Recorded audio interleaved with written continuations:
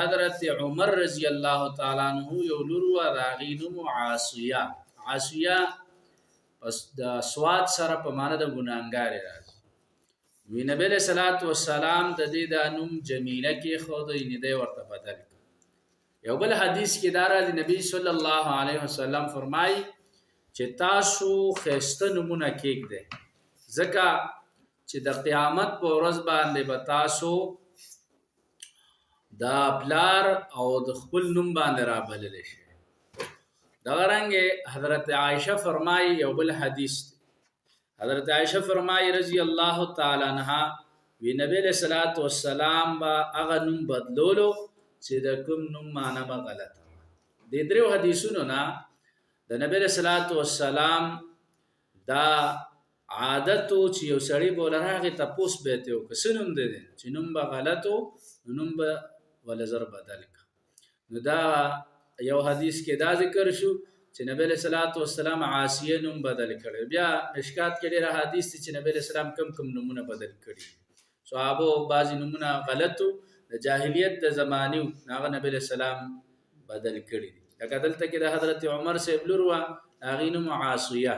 عاصیه ګناګار ته دغه رنګ نبی له صلوات و سلام د یو زنانن بدل کړو د هغه برن کو کار ته چې نیکا. نبی له سلام فرمایل چې دا نوم ولا چې دینو زینب کېږي ولی د بره کې معنی دا د نیکو کار دغه د خپل ځان صفت راځي. نو دا سینمونه نبی له سلام هغه چې دینو سری هغه بدل کړی دي. دغه رنګ دا سید ابن مسیب یو تابعی تیر شوی نو دا هغه باره کې راځي هغه وی زمانی کو دا هغه حزن نوم حزن په عربی کې سخت ازمکه ته نبی علیہ الصلوۃ والسلام ته زمانہ نکراغي وی نبی علیہ الصلوۃ والسلام ته تاسو کو تاسنم دی د حزن.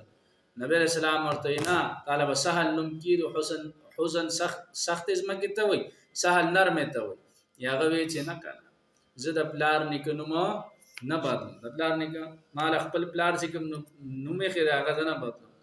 سید ابن مسیب رحمه الله فرمای وی د دې وجنا حزن سخت ته وی سخت ازمکه ته وی نه زمون په طبیعت کې دا سخواله دا وخت نه روان دي. نو د دې واقعینم دا معلومه شوه چې د نوم اثر په وجود کې وي. یو سړی ته تاسو څنګه نوم کې خو نو هغه سی بسی هغه کې به صفت پیدا کیږي. نو نمونه خيستای خودل پکار دي. واقعا د دې لپاره علما او کتابونه لیکلي چې هغه کتابونه هغه نام رکھنے کې اسلامي آداب د مفتی مسلم صاحب حفظه الله هغه ملاويږي. واقعا په هغه کې د صحابو نمونه دي د صحابيات نمونه دي معنی دي پکې بیا غسنګ ویل شي.